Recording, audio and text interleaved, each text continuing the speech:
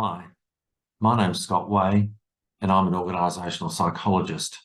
And today I'd like to speak to you about the role of the external consultant and how we can assist organisations to improve their performance. But before I do, I'd like to acknowledge the Kaurna people as the custodians of the land that we're meeting on today, and that we respect their spiritual and cultural relationship with their country, past and present. I'm a graduate of the University of Adelaide and the University of South Australia, and for the past 30 years I've been an external consultant assisting public, private and not-for-profit organisations across Australia, throughout Asia and New Zealand. And there are just three organisations that we've worked with: the Government of South Australia, Cathay Pacific Airways in Hong Kong, and the Royal Flying Doctor Service in New South Wales, Victoria, and in South Australia. My team is part of a larger organisation called BDO. BDO is a firm of chartered accountants and business advisors. It's a global firm, but the industrial and organisational psychology is based here in Adelaide. And as I said, we provide our services to clients throughout the Asia Pacific region. The areas that we predominantly work in are organisation reviews and development, staff and management training, organisation surveys, psychological testing, and workshop facilitation.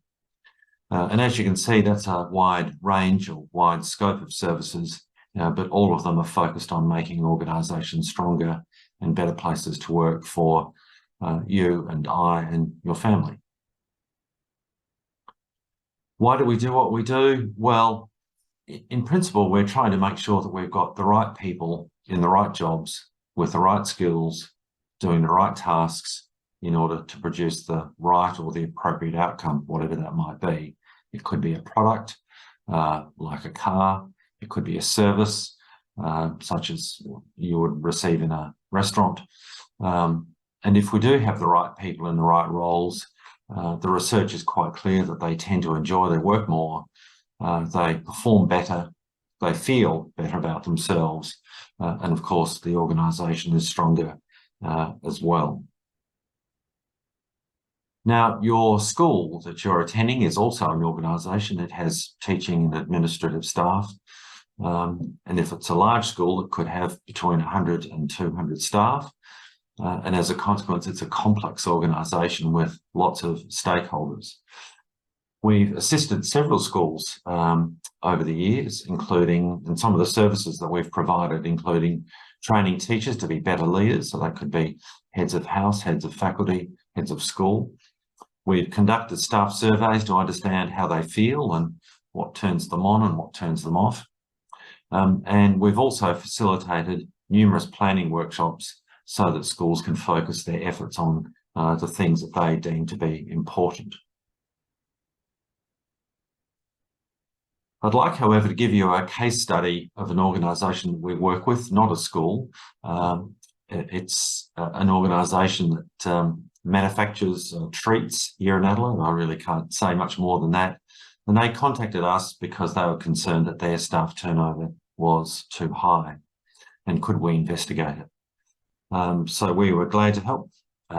So the first thing we did was to look at their turnover data, and we confirmed that their turnover was in fact higher. It was around 12.5% to 13%. And on average, most organisations will have turnover somewhere around the 8 to 10%.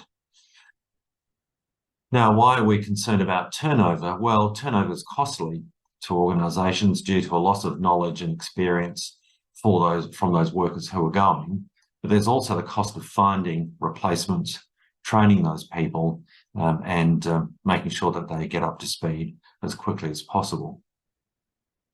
So in order to understand what was causing this turnover, we conducted a staff survey, we interviewed managers, we reviewed the exit interview data that the organisation had collected, and we also looked at their policies and procedures.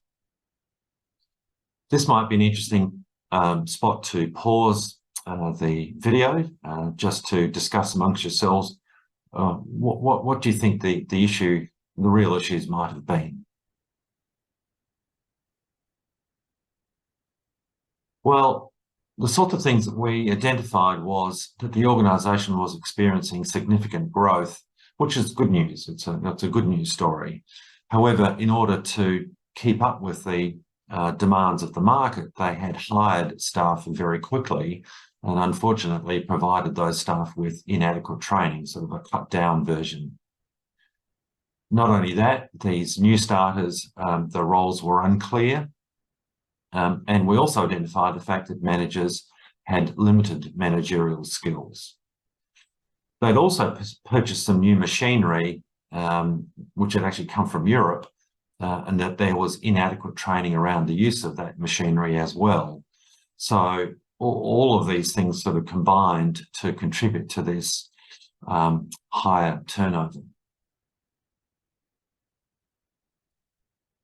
So if you were the external consultant to your school, what do you think might be some of the issues that you might focus on as an external organisational psychologist or consultant to your school? Remember, we'll find clues if we look at the performance of an individual or a team or a section of the school, and particularly if that performance is lower than expected. Again, this is an opportunity to pause and discuss amongst yourselves.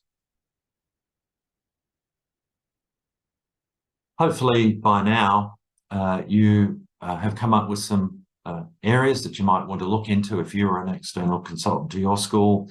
You might look at things like staff satisfaction, staff turnover or retention, organisational culture, staff well-being, concerns regarding the leadership of the school, and unclear systems and practices within that school.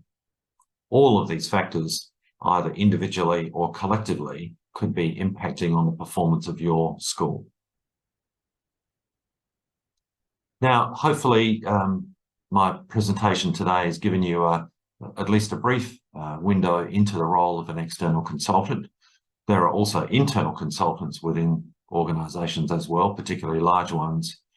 But if you're interested in a career as an external consultant, I can certainly recommend it. It's served me well for 30 years. Also, it provides you with an opportunity to get inside a variety of organisations and find out how they operate. So if you're curious, that helps, and you are keen to be a problem solver. And as a consequence, it's very varied and interesting. I wish you well with your study of organisational psychology at school. Hopefully that might encourage you to go on and study psychology and organisational psychology at university, and we might even see you at BDO someday. All the best, and thank you for your attention.